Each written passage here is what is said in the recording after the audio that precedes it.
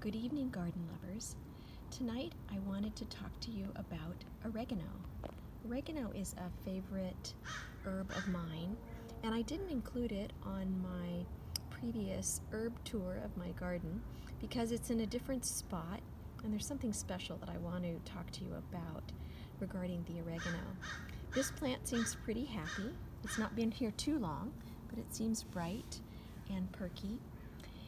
Oregano is the scientific name is Oregano vulgare, which means, it's so interesting what oregano means. It comes from the Greek, and it means, oros means mountain, and ganos means brightness. So really it is the brightness of the mountain in Greece. So these little plants are found in Greece, and actually it is often in the literature. Oregano has often appeared in historical literature as well, which I'll talk about in a minute. The oregano is from the mint family. It does look a little bit like mint, doesn't it? I don't think it's going to grow like mint. I don't think it's going to be as invasive as mint, but we'll see. I'll move him if he gets to be a little bit too aggressive. And it has purple flowers. It gets purple blooms. I don't know if I'll get any blooms this year because he's kind of new. It's called wild marjoram, and this is different than the sweet marjoram that we might have in our spice cabinets. So it's a very handy little spice, used a lot in, as you know, Italian cooking, and just a lot of fun.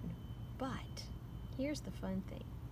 Here's another oregano plant, and this looks very different, doesn't it? It has different leaves, which are kind of rounded, but also, I will tell you, they are very fuzzy, soft, beautiful little leaves. It's just about to flower. He's been in the ground here much longer. This is a different kind of oregano. This is called Oregano dictamnus, and it's really called, in English, it's called Dittany of Crete. Dittany of Crete. And it is a very tender perennial plant, like the regular oregano, but it's known for healing and therapeutic powers, which is so interesting. It grows wild only on the mountainsides of Crete in Greece, and that's why it's called Dittany of Crete. But here's the crazy thing about it. It resides in these little mountain crevices, very steep mountain crevices, and it is also considered a aphrodisiac. And so only the most ardent lovers would be willing to go up and get these beautiful flowers to give them to their intendeds. And so, in fact, the literature says that many young men have died trying to extract this beautiful plant for their loved one. And the flowers were mostly what they would be looking for. So collecting it is a very dangerous occupation because they're on very precarious rock faces. This particular plant is used in vermouth and absinthe, and it was prescribed by Hippocrates, also talked about in ancient literature in Virgil's Aeneid, Baudelaire, and even in Harry Potter and the Deathly Hallows. Hermione uses Dittany to cure Ron from some crazy spell.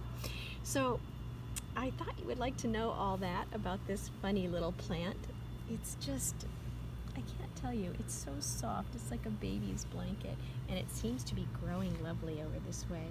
So here we have Oregano Love, the regular oregano, which I will be using in my Italian cooking, and the oregano from Crete that is for lovers only.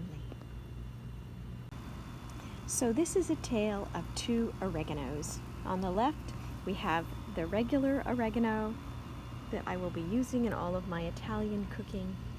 And on the right, we have the very special oregano, a perennial for pollinators, for healers, and for lovers.